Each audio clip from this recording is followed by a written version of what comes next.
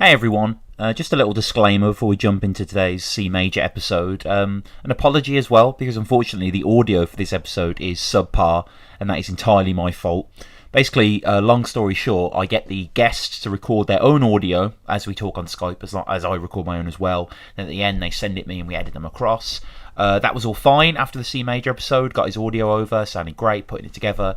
And I don't really know what happened. I made some sort of mistake. I clicked off something and didn't click save when I should have done. Some idiotic mistake. And effectively, what happened was I deleted my own audio file. Luckily, with the C file, I was able to sort of salvage kind of my audio. My audio kind of sounds like it's coming out of laptop speakers and is recorded, whereas C's is going into a mic into a laptop. So obviously C sounds way, way better. But the episode is still listenable to, if not exactly the quality that I want. If you've listened to any of the previous episodes, you know it's just an anomaly.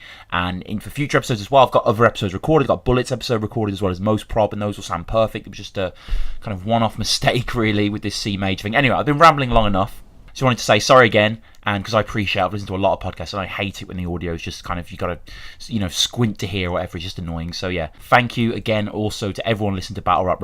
This has been a riot to do, and this episode was a great episode with C as well. And yeah, thank you to everyone for supporting. Okay, better audio onward.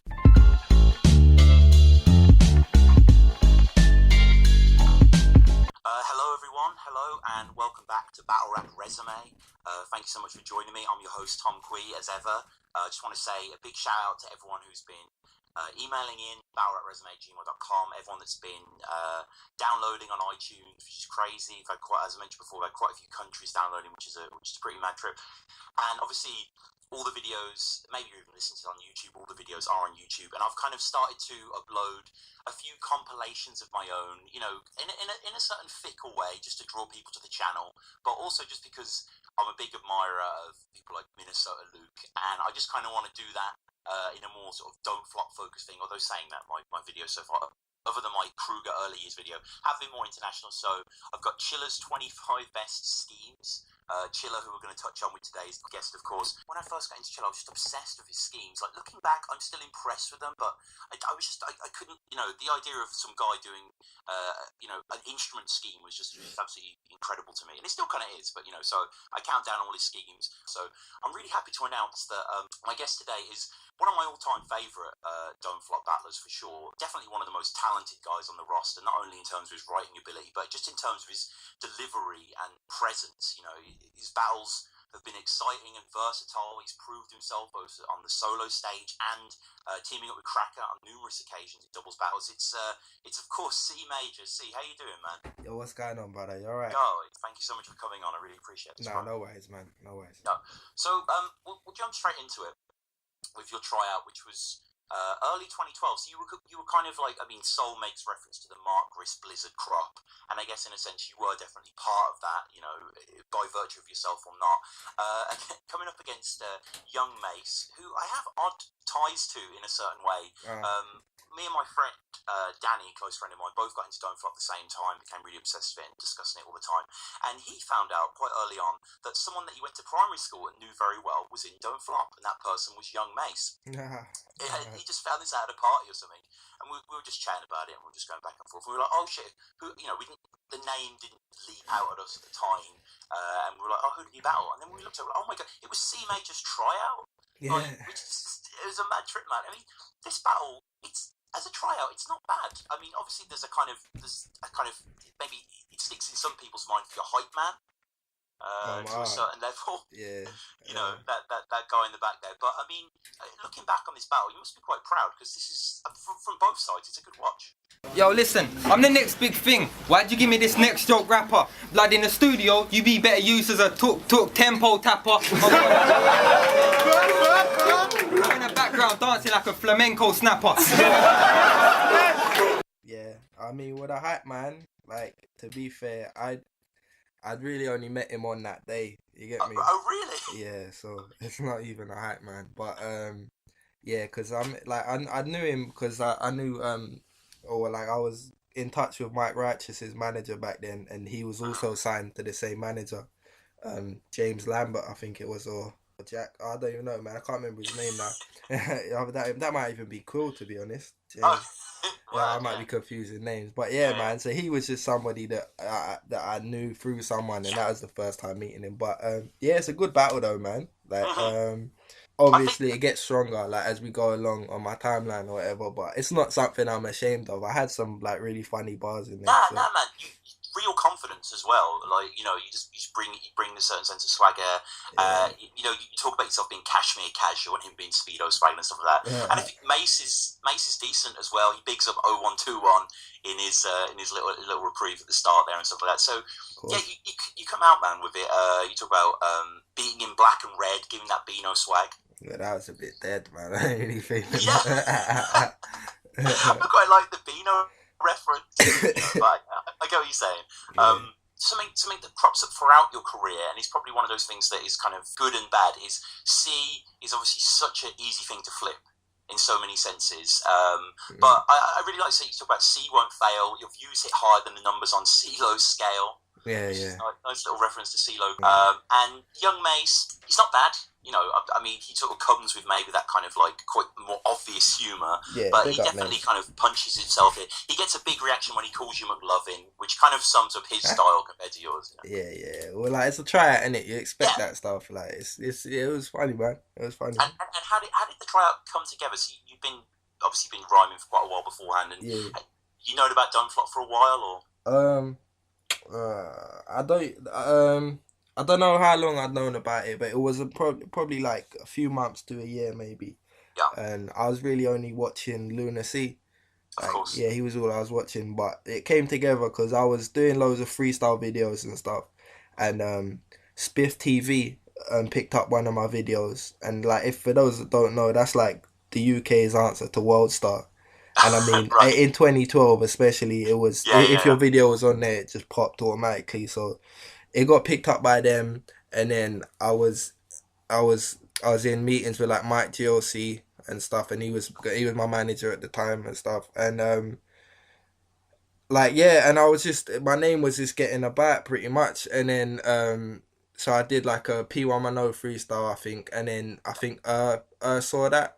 And then he I think he hollered me like no, I don't know, I think I hollered him saying, yo, I respect what you lot are doing, and then he hollered me like, yo, do you want to try out? And then I was like, fuck it, might as well, innit? Like it's got a big viewership. Yeah. I was like, right, fuck it, I'm trying to get my name a bit more known, you get me, like why not? And it did work, man, because I had my fans that I'd already picked up over the years, and then they came in. I was like, yeah, sick. It's doubled up my fan base. Yeah. And like I say, it pops off. It's a really, really good tryout as well. I love the Fiddler's Elbow thing for the tryout as well. Like it's just a really good venue. The crowd are all around and stuff like that. And you can see like it's nice to see kind of faces in Dunflop really digging your stuff as well. You can see Mickey and Pedro especially really, really enjoying both your stuff as well. In your second, you call out the idea of the glasses as well. 4-eye jokes are ironic. You see the specs don't add up. She's got a little slept on there. Nods though. Like always gets the lines, which is great. It's a bit like them bars there are a bit dead though. Like if I said them, I should try out, man. Like, it's alright. Like We're the same Ogmios level writing at the moment, but it's just we've all got to start somewhere. He came to batter and leave like an abusive old father. Yeah, that one was a bit tongue in cheek for reasons I can't really discuss. You know what I mean? Right. Of course, yeah. Yeah, but that was supposed to be a more I'll leave that one there, innit? Yeah, of course. And then there's only really one Mace bar that I've written down, just because it was very like post-lunacy kind of bar as him, where he basically says, in a survey of 100 people, 97 people said your mom looks butters, the other 3 would fuck her, but one of them was you, and the other 2 was 2 big, blowing, fat fuckers. So it's just a kind of ridiculous bar that it just kind of made me laugh for its stupidity, if anything else, But, this is fun. It's not a bad battle. And obviously, you got asked back pretty quickly to the Enigma clash as well, which is we won't really touch on that too much. That's pretty heat. But, I mean, what are your recollections on that battle? The Enigma one? Yeah. I remember getting booed when I won that one. Yeah. Yeah, I remember that. I thought I smashed that one, to be honest, man. But, like bars-wise, I smashed it and stuff. And, like, that's the first time that... And like I did the Stanley name flip before anyone ever did it. You get me? I said, what I say? I say the pain cuts deep, you ain't the same as me. If I put the Stanley to Kelly, you still couldn't relate to me. Like that's it. For like how old I was as well, and it's my second battle. That was crazy, man. But yeah, that was just it's way better than my first. Oh yeah, no, it's an awesome battle on both sides. Yeah. Like Enigma was firing as well, and that was part of the top 8 tournament, I believe. That was the first round or something like that. Yeah. So it was God, there were just some good people around back then in those early days. Don't flop, like in terms of the tournament, well, early, you know what I mean, mid to early days. So you get into that, get into the second round, and second battle we're going to touch on is the Bamalam clash. Because the way that I've been treating this league, leave it, my G. I should have been given a life sentence twice. But you're more of an embarrassment to this league than Eek when Enigma fed him lines. Now, where was this? Because I love this venue. This is like where Tony D and Immaculate battled, and like Shotty and Yunnan. Like, do you remember where this was? Yeah. I think it's called Concrete. I'm not 100%, but it's like a place in Shoreditch, like, you know, I don't know if you know London, but it's opposite Box Park in Shoreditch, so it's like proper bait and that, but it's there. It might be called Concrete. I don't know if it's still there, man, because I know some of the venues we battled at then don't exist anymore, really. Yeah, it's a shame, because like, it just, I don't know, like, it seems like there's so many people there as well. Like, obviously there were, but just the way the camera angle's positioned as well, it just gives you a real good sense of the atmosphere there. Now, obviously, you're coming across Bamalam, who is, you know, supremely skilled for sure. Yeah. Like, and this is a really, really exciting clash here. You start out by calling him out for using kind of stupid, like, moving bricks, bars, and you're saying that you kind of you respected him for youth work, you know, and then you talk about the kids being influenced with kids that you spit with, and then going on Cystic, you say, I get it, that's your gimmick, but as a rapping image, I think that shit's gone too far. Bam and Cystic already look like a crack addicted Harold and Kumar. Yeah, which is a nice little thing against there. And then I don't know if you've noticed this in battles as well, but you have this thing where like certain bars just keep cropping up. It doesn't matter what league they're in. Just people seem to keep going for this stuff. So I think this is the first time. I think you were probably the first one to say this. Actually, I haven't heard it before. You talk about you ain't on my level, Don. I just pushed a little pesticide. Yeah. You know, Shocks has mentioned that in a song with Lex. Kraft mentioned it against Jay Short. You know, this comes and gone. So when we're getting into the whole writing aspect for your battles, you know, from the young Mace onwards, I mean, what is your style? Do you write tons of material and edit down? Are you very precise for your rounds? No, I don't even write loads and loads. Like I write as I go along, you get me? I'll be in a gym, or I'll be cycling somewhere on the train, and I'll just something will crop into my head, and then I'll be like, oh shit, I could make a sick bar out of that. Like, it's not a strenuous process really, like, unless I got like a serious battle, like the Soul battle was a bit different. Yeah. But normally it's just like that, man, and then I'll be like, cool, and I'll brainstorm like shit that I can associate with this person, or the angles that I think are gonna work if I use them, and then I'll break it down from there. Like, alright, shit, what can I say about this aspect of this person? You know what I mean? And then I'll branch it out from then. So pretty much like it's a brainstorming process. And then after that, to before there's like a meta process in it before it even gets into the writing. Yeah, man, totally. That's that, man. And are you writing down your verses, or are you just kind of keeping them in your head? Like, what is that sort of? Yeah, like I get a lot of stick off this from people that I work with. Like, what I used to do, I used to only write like, or when me and Cracker were doing the 2-on-2s anyway, I used to only write like rhyming words down, because it helped me memorize the bars a lot better, because I couldn't remember any. But then there was like, because basically just write the rhyming words at the end of the bar, and then I would like my memory would just like work, and then I would remember the rest. Yeah, so it would be like by the time I'm on stage, it's second nature. You get me? Like, but and then it fucked up a couple of times. So now like. I write my whole shit, man. I write my whole shit. Yeah. Bam touched on what you mentioned before with the Enigma thing about the crowd booing. Yeah. Lots of C wordplay. Survived the first 2 waves of how C's going to stop me. Trying to match my scale with the C major off key. Bam has this small Adam Sandler scheme, which is quite weird. He just quotes like tons of Adam Sandler movies against you. And then he does the name flip, like talking about the Stanley thing, which you already said. Leave you marked cuz with a Stanley blade, obviously. That's dead, isn't it? That's a dead Yeah, bar. yeah. That's pretty good. That's pretty good.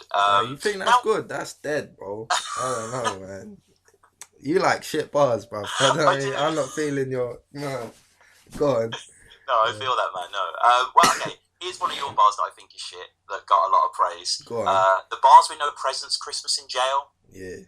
I mean, you know, it's just kind of got that. It's kind of overdone, isn't it? But that gets a huge reaction. In terms of the reaction of the audience coming off you and stuff like that, is that something you thrive off? I mean, you know, or do you just, are you in your zone there? I know some battlers don't really care. Some battlers need it. Nah, like back in them days, I didn't really care. But now I care more. But I'd say, like, it's not a shit bar. You get me? Like, there's times in life, or as a rapper, whatever, like where you have to be intricate and you have to push for that next level of writing, and there's a time you have to know your audience and know that you're performing in front of a crowd of 18 to 40-year-olds that are just here to have a laugh. You get me? Totally.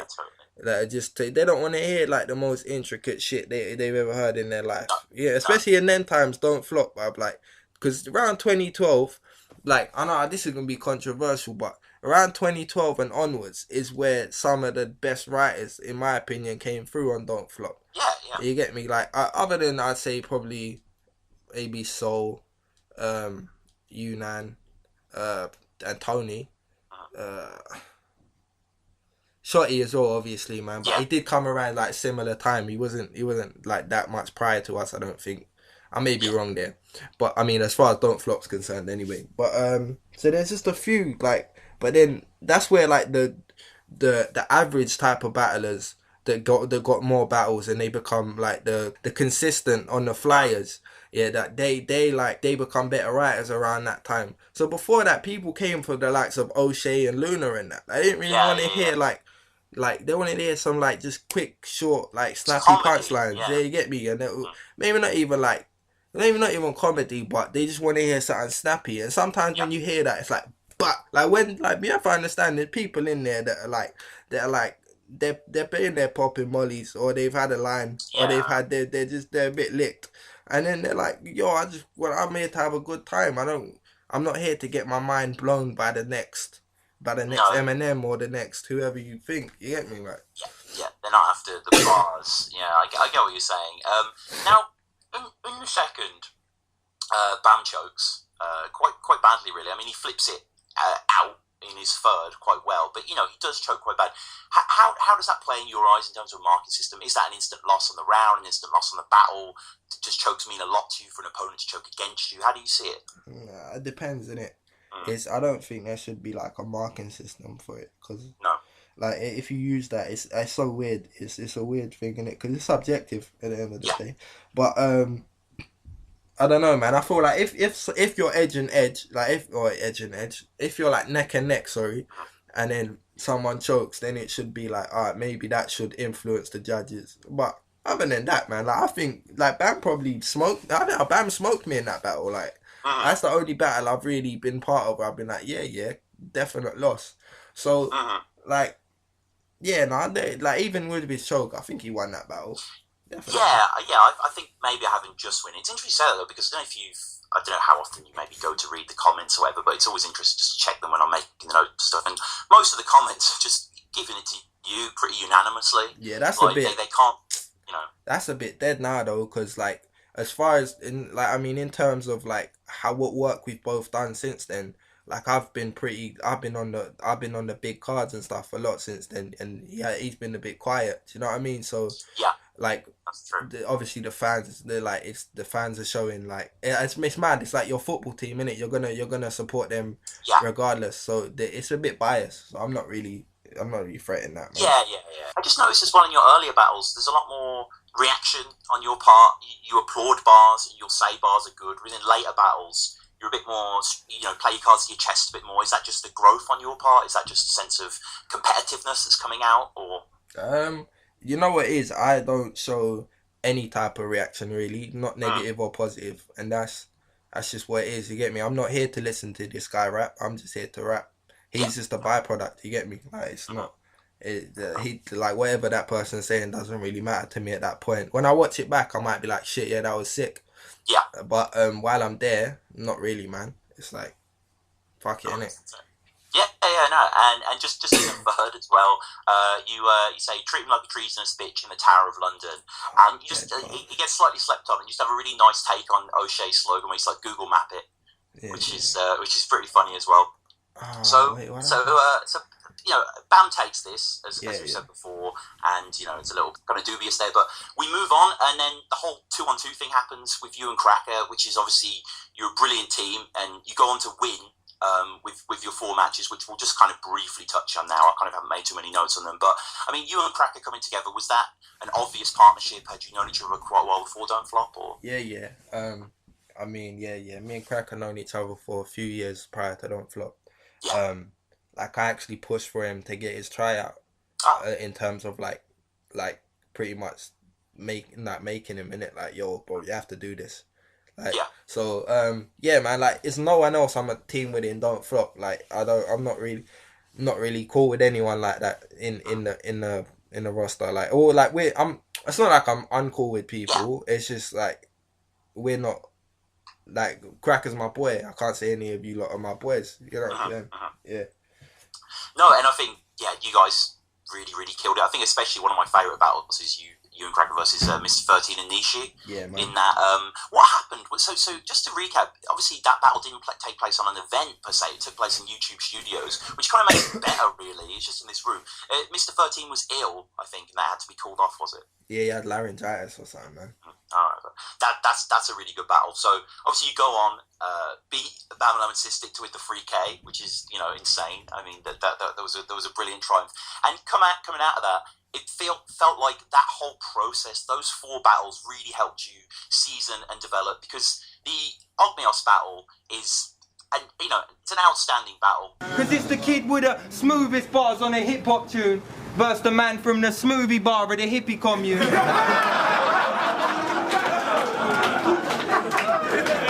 Let's go! While I was blending my beats with these rhymes I spit, you were blending your beats in a Vitamix. So I'm really going to go out and say it's one of the classics in recent memory on Don't Flop. I think both of you give just terrific performances. The writing's just on a different level. Ogmios is brilliant, yourself is brilliant. It's a great style clash as well. You know, you just kind of there's so much going on in this match. Ogmios, was that someone you were looking forward to battle? Was that just offered to you? I mean, how did that come about?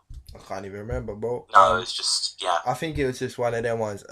Just gave me Og and was like, "Yo, do you want to battle this guy?" And I was like, "Yeah, cool."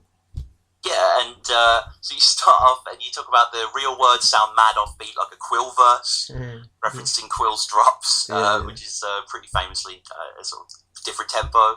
And then you talk about feeling like Galileo's persecutors perched up in my church so high, just one of those certain guys you can't be around with this earthly vibe. Yeah. Really nice bar on that. Copernican principle and that sort of stuff. Nice global warming scheme as well. Seas taking over, going to have your world destroyed. You were vegan, this animal's off limits. I mean, Ogmios must be fun to write for, because there is so many. He's quite a unique character in Don't Flop. You can kind of approach him with a lot of things you couldn't use on other battlers, you know. Yeah, it's fun, man. It's definitely it was limited as well. Like, what do you like? I don't know. Maybe now I would have more to say, like, because I've improved as a writer. And as I can I can change my style more, but it was definitely a fun battle to write for, bro.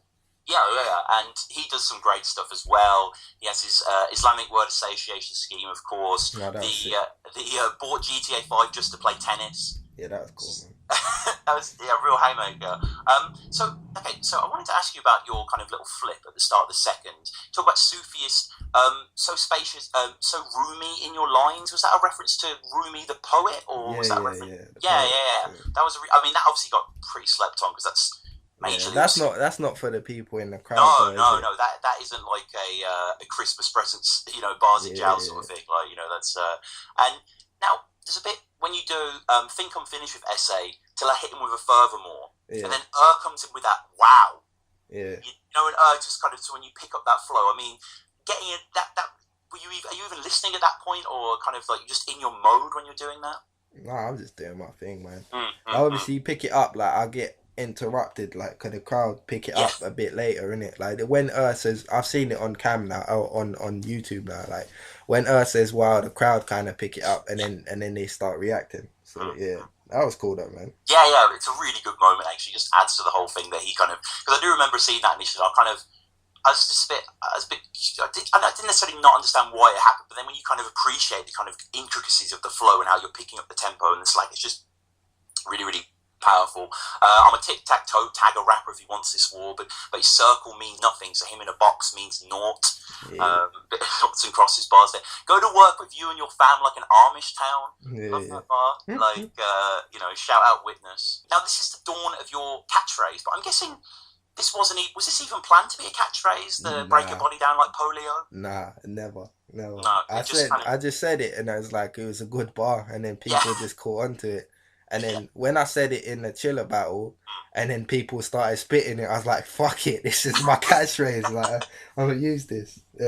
It's like, catchphrases are more ubiquitous in King of Dot and URL. There aren't many. I guess O'Shea has one, and Quill has one. I'm trying to think of a don't Shotty as well. But I think Break Your Body Down Like Polio, it's just really simple. It kind of embodies your kind of style as well, that heavily rhythmic kind of bar heavy style. And it's awesome. And, it reminds me of when I had Shocks on the pod, and he was talking about how this is where it gets peak for you, cuz, like, was just something that he said. Like, it wasn't planned or anything like that. And then, Alright. Again, got picked up.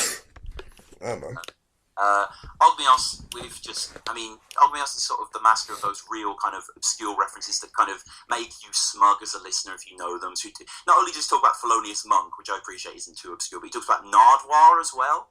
Surprise a rapper with my knowledge like Nardwar, who is a kind of, I don't know if you're aware of him, he's like this Canadian kind of really weird fringe musical figure who just interviewed everyone, and he's kind of famous for interviewing rappers and bringing out kind of obscure memorabilia from their past and records they might have been into and stuff like that. Like, it's really, really cool. In the third,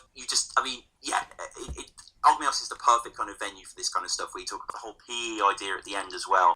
Just showed you I'm a ruler in your classroom, but they're going to get that old school beating. The reference to Shovel T and Marlo, it's fucking fantastic. Yeah, it's a shame we didn't win that battle, isn't it? Oh, well, get onto that, yeah.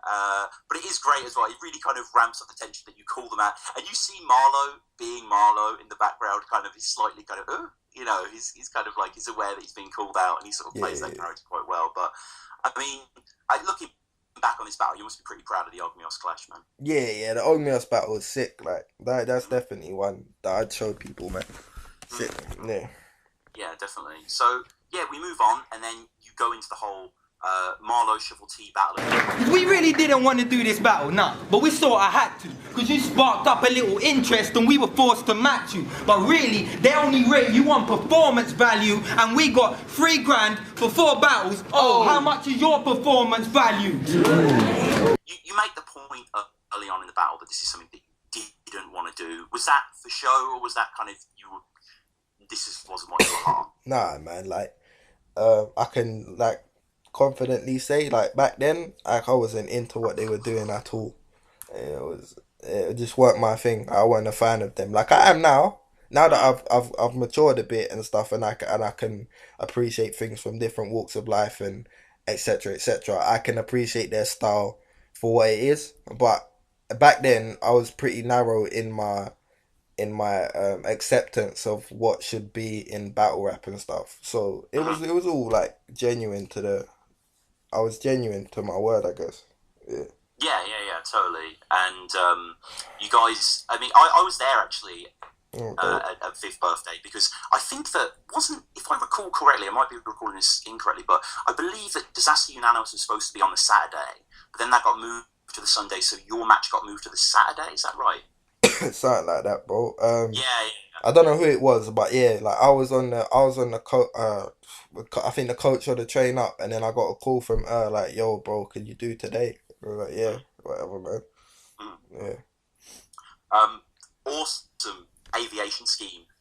Kicking it off, the Asian man forcing this battle like them Pearl Harbor jet pilots. Yeah. Forget bias, you can never get bias.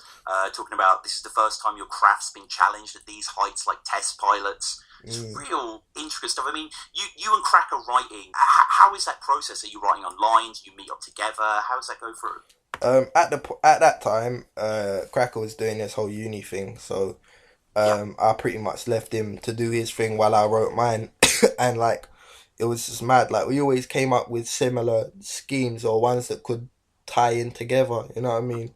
And then there would be some where like he would write a scheme and ask me to say one or two of the bars in it, and then same time I would write a scheme and say, yo, say one or two so we could break it up, and then we would meet up and then we would craft whole new schemes. Like we'd just get like a multi or a set of rhyming words, and then we'd be like, yeah, come, we'll just work with this. You get me? Yeah, that was that, man. And then do you rehearse together as well, or? Yeah, more time we rehearsed together. But I think for that battle, I might be wrong on this one, but it might have. Yeah, I think we only rehearsed once for that one, bro.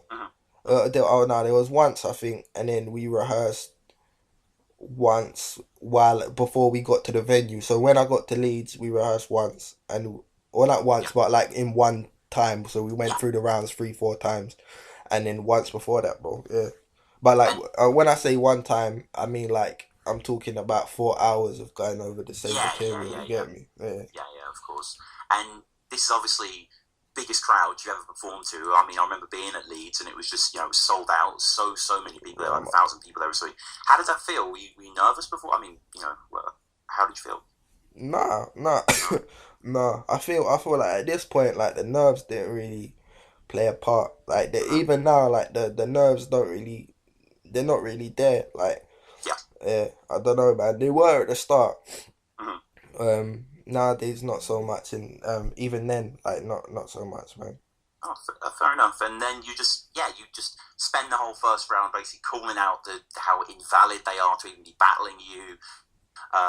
Comparing it to a green car marriage, you can take the title, but the title means nothing, which is really nice. Hands up to shuffle, like I'm doing the Macarena, which is kind of a slightly obscure little bar. I really like that. Just kind of like, and then just more kind of, if you can't rap in a rap battle, then you only rap half the scene. You make reference to something which I never quite got this reference. Marlo's snowboarding excuse. What was that? Just the reason why he doesn't make music or something like that. Oh, he said. I think Marlo said something like.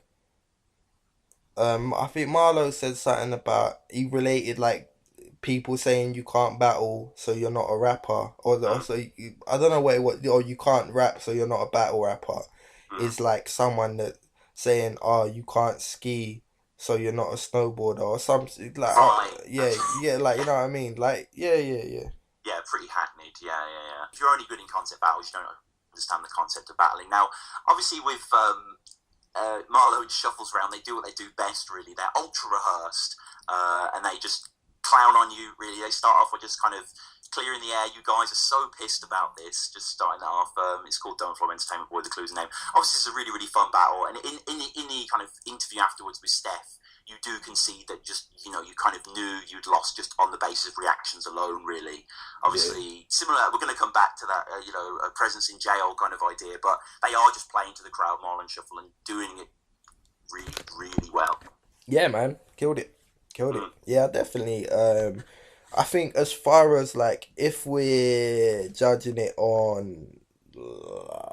I don't know, man. I don't know. I'll have to go back and watch that. Like, I haven't watched it in a while, but when I watched it maybe like a year ago, I was still feeling like what me and Cracker had was probably better in terms of bars, but now maybe my opinion would have changed in it. I don't know.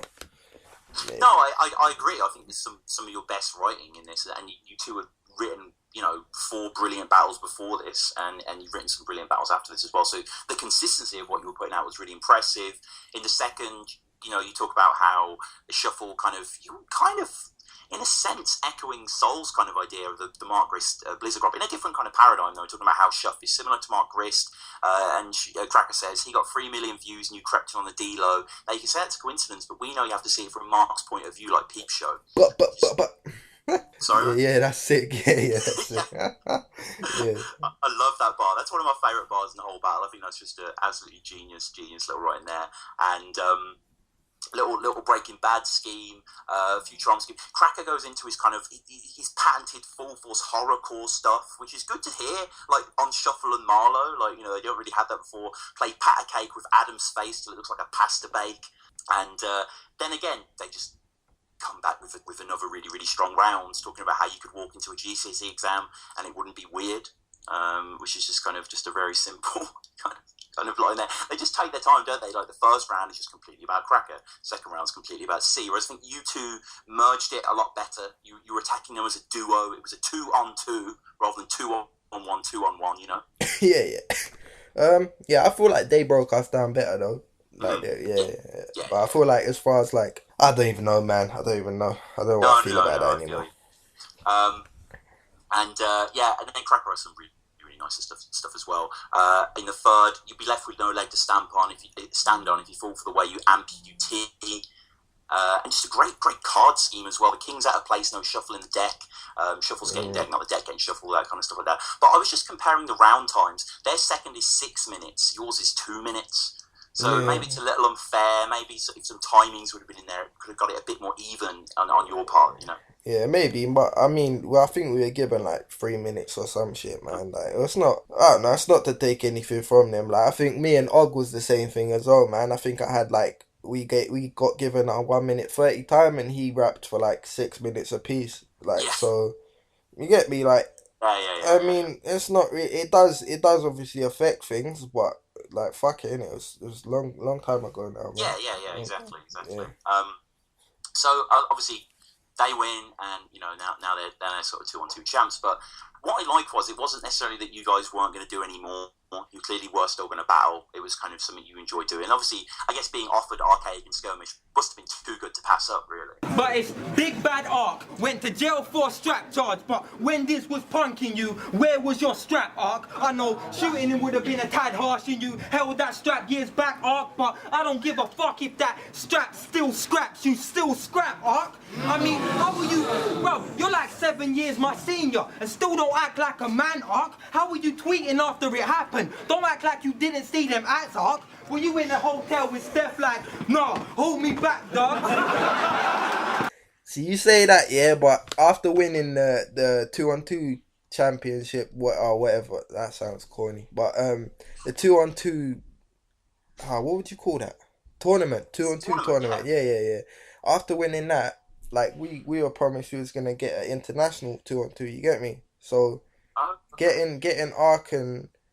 We got Ark and Skirms while Shuffle and Marlo got Marv and Quest. So we felt like it was a cop-out, to be honest. But at the same time, I rate Ark and Skirms highly. So that's not a slight to any of them. You get me?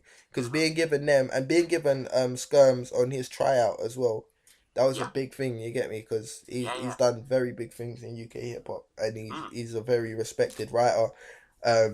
Myself included in that list of people that respect him. So yeah, man, it was good. It was good. Yeah. This is a great battle. Like I appreciate that you wanted the international. I get that, but this was would you guys ever come back for another 2-on-2, or is that going to pass now? I don't know, man. If it makes sense. I don't. There's not anyone that I see that I want to battle. To be honest, like there's not. Like, individually, like, even, I don't know, individually, I can see us battling or getting better battles than we would get as a 2-on-2. Like, there's not any 2-on-2 teams there that I would be like, oh, they can be a threat. Like, maybe Dialect and Zen? Nah, not really, man. Not really. To be fair, I'd rather battle Dialect solo as well. Yeah. I think he was calling you out recently, actually. Swear down. So that'll be pretty good. So, yeah, I mean, we get into this battle, and like Skirms is decent. I really like Archaic. I think he's a really, really good writer. I think he knows how to write bars for an audience, and he has slightly he just has this kind of funny, kind of off kilter wordplay, talking about Cracker's Yunnan similarities. You ain't a monstrosity. You're more like a monstrosity town, which is just really good. It calls you a Flanders. I think he calls Cracker a Flanders because you don't get NED. Which is not bad as well. Maybe a little bit of a stretch there, but wait, what do you mean you don't get NED? As in Ned Flanders. Yeah, but like obviously, what you don't want to get NED though, innit? Like what's he saying? Look, you don't get NED. Like I don't want to get NED. Yeah, actually, that is true. That's a bit gay, bro. That's a bit. Slightly. He also mentioned, talking about that, he also mentions getting your arse whipped by Shuffle and Marlo. That's S&M. which is just kind of not bad there. So you start by going in on Skirms' weight, essentially. Since that possessed dude left his size and getting any form of exercise. When I say you got bigger since you left RA, it's not a compliment. It looks like you've been philosophizing over a box of chocolates like Forrest Gump. Yeah. And Skirms just kind of nods here and stuff like that. There's really nice play on possessed and asylum. You were barely going to leave, and get better. Been in the asylum so long, he's turned crazy and believes life. And getting stars in those boxes, Mario Bros. I mean, your performance, it's one of your best performances. Were you rehearsing a lot for this, or was it like a Leeds thing where you kind of had a couple of hours together? Nah, we performed not once. Practiced not once for this battle. Wow, really? Yeah, we did it. I think maybe one time over the phone, and then like 10 minutes before the battle happened, we was in Brixton practicing it in the park. And then that was it. Why it was a bit like, I haven't watched it in a while, but when I did watch it back, it felt a bit like shaky. But I don't know, man. No, I think this is a really, really solid performance by you guys. I think this is a really enjoyable stuff, especially in the second when you break down the whole disaster arc angle. Really, really well, actually. It's really, really funny. And then you have the whole.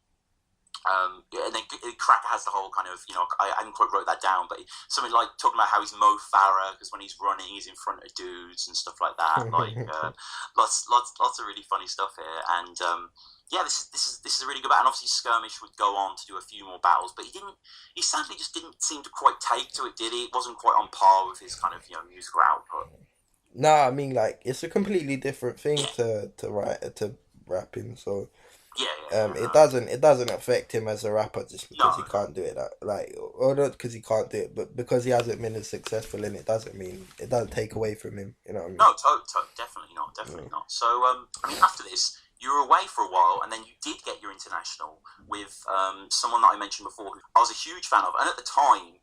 He was my favourite battler, Chilla Jones, and me and my friend Danny, as I mentioned, went to 6th birthday specifically to see this battle, both being fans of you and Chilla. You man are telling me the Chilla's with that? When? But if it's cool to put something we not into our raps, then I'm telling Chilla step back or the prick can get clapped. So much tech support, my strap got an Indian accent. I mean, had you known of Chilla beforehand, or was this more just it's an international? Yeah, I was a fan, man. I was definitely a fan. Yeah. And so how did this come together then? Was just kind of like wanting to give you a big shot, because obviously this closed 6th birthday. So this is a kind of headline battle. I cannot, bro. Sorry, I can't remember how it got. No worries. But it's definitely giving me a shot because I don't feel like up to this point because Chilla's like one of the top writers in the world. You get me? So I don't feel like my resume up to this point really deserve one of the top writers in the world. But I mean, as far I did well. But I don't know, man. So he was giving me a shot, but I can't remember how it did get set up, to be honest, bro. I think he might have just been like one day like, yo, do you want to battle Chilla? And I was like, yeah, fuck do I?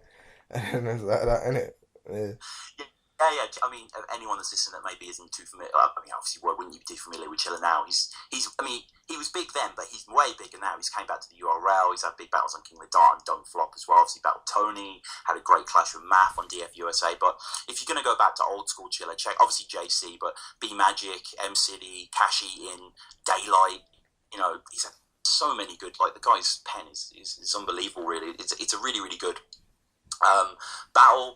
You talk about bringing that feeling back to rap, like healing bones under a body cast. Yeah. I mean, obviously, you went a lot longer than Chilla, and I saw an interview with Chilla talking about that, and he was just saying how it was similar to when he was battling Daylight, and just kind of it's that opportunity, and he understood that you really want to, because a battle with Chilla is going to be watched by so many more people than the average Don't Flop battle because he's got so many more fans, hasn't he? Yeah, I mean. As far as the time limit's concerned, I was given no time limit. You get me? No. So, and apparently he got given a time limit, or he charges like for the time he spits. So if he spits longer, he charges more or something. That was the I don't want to say excuse, but that was the reason he gave for spitting the much for spitting the amount he spat. So, I don't see anything wrong with me spitting that long because I wasn't given instructions to spit any particular length of time. You get me? Mm-hmm. Yeah, and just I wasn't as a little disappointed with Chilla's stuff. I think he has some good stuff, but it's kind of like, you know, he has a sort of C major, you look like a teenager, your name should be A minor, and like the crowd go wild. And I think I was just too seasoned of a Chilla fan, then I was just kind of like, he can do a little better than this. But like, that's not to say that he doesn't bring performance and it's not a really exciting battle. He's definitely not half-arsing it. Like, it is a really exciting battle, back and forth. In the second, you call out Chilla for using that Ogmios bar, which I definitely noticed in that Real Deal battle as well. And it's kind of one of those ones where it's like, was it just parallel thinking? You know what I mean? It's kind of, it's you know, who knows, the extraterrestrial, as you mentioned before. Chilla, you bite bars, I just write bars with a bite. And then, as you said before, break a body down like polio. It solidified there and then. You know, man. It just becomes one. But yeah, this is a really, really sorry, man. Really fun round. And then obviously Cracker comes in with the fucker right in the pussy. Was that premeditated? I mean, obviously it must have been, but yeah, it was. I didn't tell him about it till we got to the venue, and I was like, bro, you're gonna have to say this for me. It was. He scared me as well because he was quite drunk. So I was like, "Fuck, is he gonna remember?" But he did. No, it's really funny, man. It's a really good moment, and yeah, this is a great battle. I remember this battle being. I got uploaded on New Year's Day, and I remember being really hungover with friends. We watched it, and yeah, it's a really, really good clash. Definitely check that out. Are you proud looking back? I mean, are you looking for more internationals now, or is it more you're happy to battle domestically? Or there's not really anyone in the I say there's not anyone in the UK. There's not anyone in the UK that I'd pick over internationals, and that probably sounds dumb as well. It's probably the way it is for most people, but I'd rather battle people that I really listen to, man. So like I only really watch like the majority of my battle rap watching time, I guess, is spent watching like URL guys. So I'd rather. Who are we talking? Who do you want to battle? Boy, there's no one in particular. Yeah. You get me? No one in particular, and I mean, I've sent like and that I've got the people that I'd rather battle, but no one I can really mention, bro. No, of course. But yeah, like domestically, there's not really anyone that, at the moment that I can say I'd really want to battle. But if it's anyone in the UK, it's out of my next battle with a UK rapper would be Dialect or Unam still. But to be fair, I'm gonna need a pay rise for that, to be honest, bro. Till those bills hurt, So after this Chilla clash, before we touch on the soul thing, just the Tim Westwood thing happened. The crib clashes, which is pretty crazy, really. Your battle with Natural's awesome. Really, really good battle. I'd urge people to check that out. I mean, I'm just checking now. It's got 35,000 views, which is, you know, for a Don't Flop battle, it's not bad. It's on Tim Westwood's channel, though, so you can expect maybe a bit more. But, I mean, this looked like a really fun just event anyway. How did this come together? You going over there? It's not Don't Flop, though. No. It's not. It's Dots, innit? Dots, is that. I don't know what it was, man. I think Dots may have done a crib session and just been like to Tim, suggested the idea, and then just set it up. To be honest, yeah. Fair enough, man. Yeah, no, there was tons of good battles on that whole card. I'd urge people to check it out. But obviously, it comes down to the big one now. Obviously, you versus Soul. Crazy battle. They say those that mind don't matter, and those that matter don't mind. They say you deserve the title since your battle with Matter. Now it don't matter, that's mine. Because that time, it died before I even got to landmine. Cardiac shit. Before I dropped this beat and you heard the flat line. If it's drama, school him. Drama, school shit. Put a mark down if he don't act right. They told me get the boy with a death note. I said that's lying. Am I right in thinking that you were meant to battle before, though? I know someone mentions that at some other card. Yeah, like we were supposed to battle like a whole year before that, I think. Yeah, a whole year. And obviously coming into this, you mentioned earlier that your respect for Soul, and Soul is known as one of the serious writers in the entire league. This must have been a huge challenge coming up to this, you know? Yeah. I mean, I've been like Soul was one of the first, like I said earlier, like when I watched Don't Flop in the beginning, it was like lunacy pretty much. So the first like person that I rated that was really like a wordsmith was Soul, innit? That's I remember showing Cracker his battle one day, like battle with Matter one day, like yo, listen to this guy, bro. He says this. What did he say? This shit about Atom or something. It was just like some crazy bars. I remember it was mad, like like school grounds, like playground stuff and that. But yeah. That's what you get for fucking with snakes and all that sort of stuff. And that's a crazy battle. Yeah, man. And he showed love to me when I first came in the Don't Flop shit as well. So I got nothing but love for Soul. So to be honest, I'd say I had too much respect for him going into it. To a certain extent, man, because it did, like when I was writing my bars, I kind of, not I had to hold back anything, but if that was someone else, I would have been a lot more disrespectful about some of the stuff that I said, like, but I don't know, man, like it was sick and it was challenging in different ways, like other than the fact that he's a sick writer as well. So yeah, man, it was a good experience though. Yeah, insane. And like, was it? I mean, how important to you was the title, or was it more just battling Soul? Well, to be fair, we had the battle sorted before they said it was a title match. Like they asked us if we wanted it to be a title match, like probably a month or two after it had been established that we were going to battle. It's just we didn't announce it to the people. You get me? So yeah, man. I can't remember, but I remember the Earth's plan was to not announce it until the day. Like until we were actually on stage, and I'm not sure if that actually happened. No. I remember knowing it was a title match when they were doing the Lunacy O'Shea promos and stuff. So swear down. All right, yeah, say none. But I remember that was the original plan. So it weren't even. I was gonna battle Soul, and it was gonna be like co-main. Well, not like second main event or whatever before it was even a title match. So that weren't even really a thing, to be honest. And obviously, I've been the 2-on-2 champ already. It was just like another nice little accolade. You know what I mean? Yeah. That would have been awesome if you held both. But so I mean, Soul's rounds in this battle are just outstanding. Really, I think I've been a Soul fan since the Matter battle, as you say, since he tried out against Wee D on Don't Flop Scotland. Like I love his writing. I think he's absolutely he's gifted. And his stuff here is absolutely brilliant. He's just very, very, very good at putting things into perspective. Talks about you being 2012's Run to the Litter. The last solo battle that you won was Enigma. Haven't won a match in 1,000 days, which is kind of really kind of opening punches are very strong, just drawing you down very well.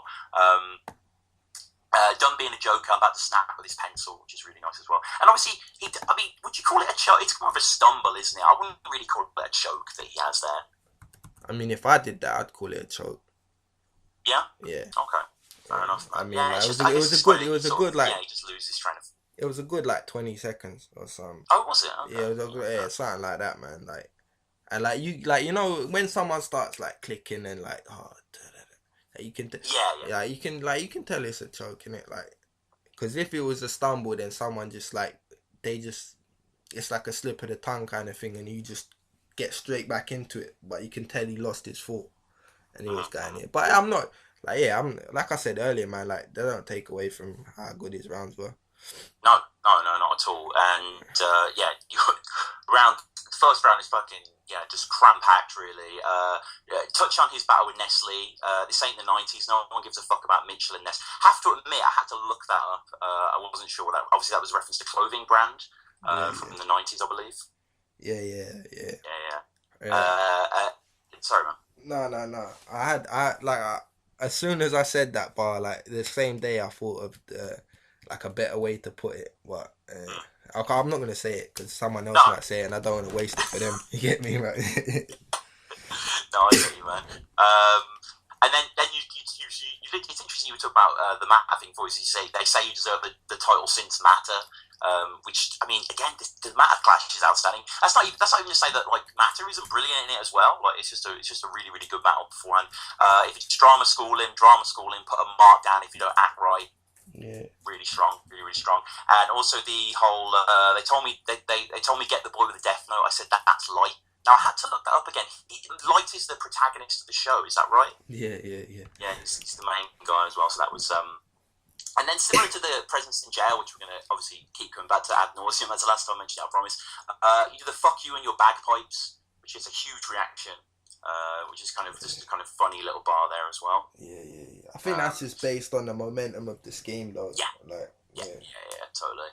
And I mean, the back and forth. Soul's second is again really, really good. Pen circles around C because he copywriting.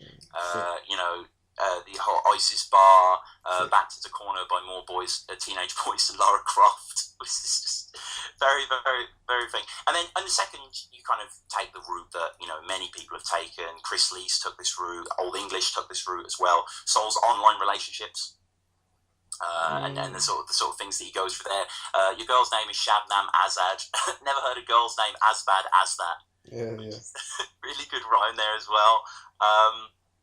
And then one of your best, because Soul effectively in his first has established himself as someone with an incredible work rate, someone who is incredibly productive on the scene and deserves a shot.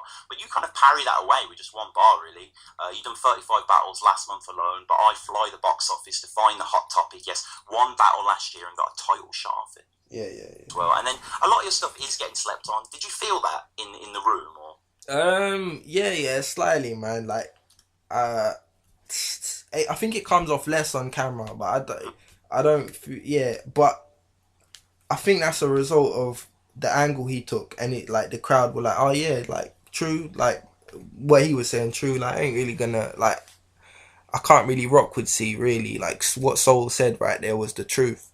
I don't know, kind of, but yeah, I understand why they would become biased after that, I guess. So yeah, I'm not vexed about it, man. Yeah, and then you have the whole Je suis the realness.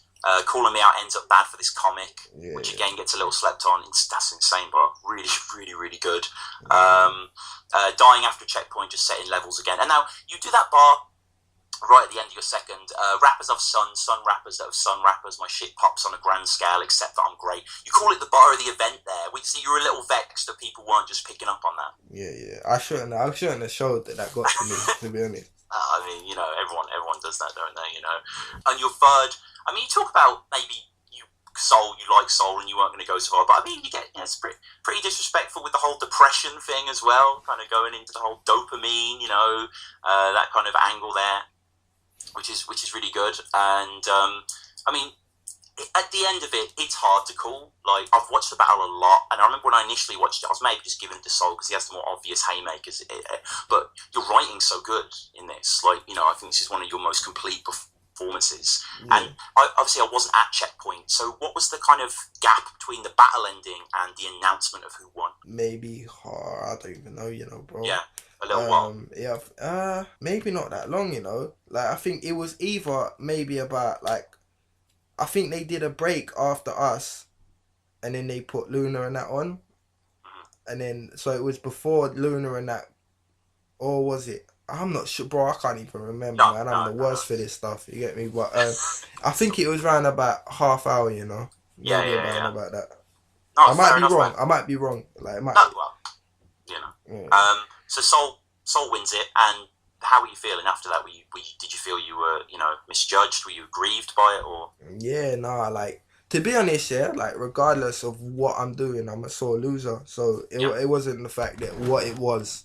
It wasn't the fact that, oh shit, I just lost a battle, like I'm mad, vexed. It was the fact that, yo, you lost something, you shouldn't you shouldn't be losing, bruv. This is not what you're supposed to do. You know what I mean? So especially at something that you're regarded as like being top class at. So yeah, man. It wasn't even me being angry at losing per se. It was me being angry at the fact that I'd lost. Do you get me? Like, it's that I allowed myself to lose. So yeah. It, man. No, I feel, and obviously Soul is at the time of this episode coming out is yet to still defend the title. Hopefully, we're going to see him defend it soon. He has battled since, and he's had a really good battle against Purpose. He's had a few other battles around as well. Maybe less good against Caustic, but and yourself, you seem to have. I mean, I guess you're just focusing more on music now, aren't you? Because obviously you had the little Cortez thing, but you haven't really came back to the Don't Flop stage since. No, I'm not.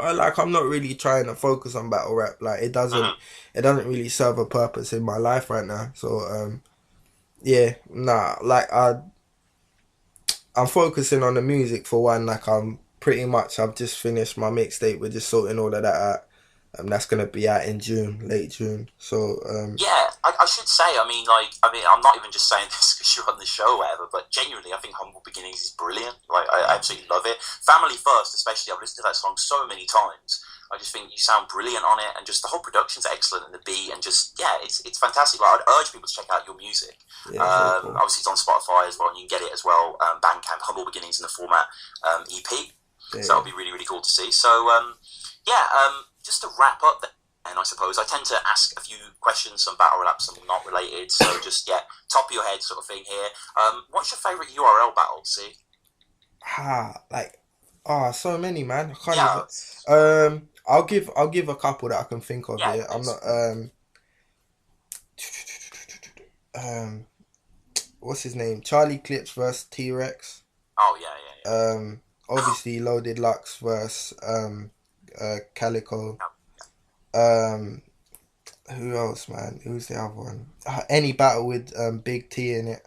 Mm-hmm. No, not Big T. Sorry, man. Fuck that. Any battle with who am I think? Any battle with T-Top in it. Oh, T. Yeah, T-Top. Yeah. No, not Big T. Big T's cool though, but the Big T versus Shotgun Shug battle specifically. Yeah. Shotgun Shug whole show what to do with the work like a supervisor. That whole scheme there. I don't even know. I've got so many, that's enough, so man. many. But yeah, man, that's that. And what's your favourite film? Favorite film? Oh, I don't even know, bro. No. I mean, like, I'm a cultured man. You get me? I do. No, I don't know, man. I couldn't pick. I like everything from action to rom-coms to, you get me? Your favourite King of the Dot battle? Chilla versus Daylight, probably. Oh my god, yeah. Yeah, or was Iron Solomon and Disaster? Was that on King of the Dot? Yeah, it's coming out on Monday. Yeah. That was sick, man. I haven't seen that actually yet. Oh, you're missing out, bro. Yeah, I'm gonna check that out. And finally, your favourite band or artist that is not hip hop related? Arctic Monkeys, probably. Oh, nice. Yeah. Probably Arctic Monkeys. Yeah, man. Yeah, we even sampled them in the Humble Beginnings EP. Yeah, of course. Yeah. That's awesome. Yeah. So, that about wraps it up, man. Thank you so much for coming on. Really appreciate that, and that's been really, really interesting. And obviously, as ever, if you want to get in contact with the show, at battlerapresume, all one word on Twitter, battlerapresume@gmail.com. We've got lots of interesting people coming up as well. We've actually got Danny Myers coming up next week, which should be pretty crazy as well. So yeah, we've got some people involved. But thank you, Cee. And obviously I just want to say everyone should check out Cee's music once more. Humble Beginnings, the format EP, really, really great stuff. And obviously all his freestyles and all your videos on YouTube and your drops are insane as well. And just watch more Cee Major battles because, there's so much good stuff that we haven't even touched upon. But thank you so much, man. Cool, man. CeeMajor.co.uk. There we go. Alright, easy, bro. Peace. I've been busily soul searching, I don't really feel alive if I'm living with no purpose. Still my tongue slick with that Prince to a total workings, and my mind stays scripting with spirits or old wordsmiths. Now, soon as I kick it, they bone jerking. My lyrics are so I bring them rhythm in coercion. Simple and so perfect, I run that flow. Hope they ready for the comeback show.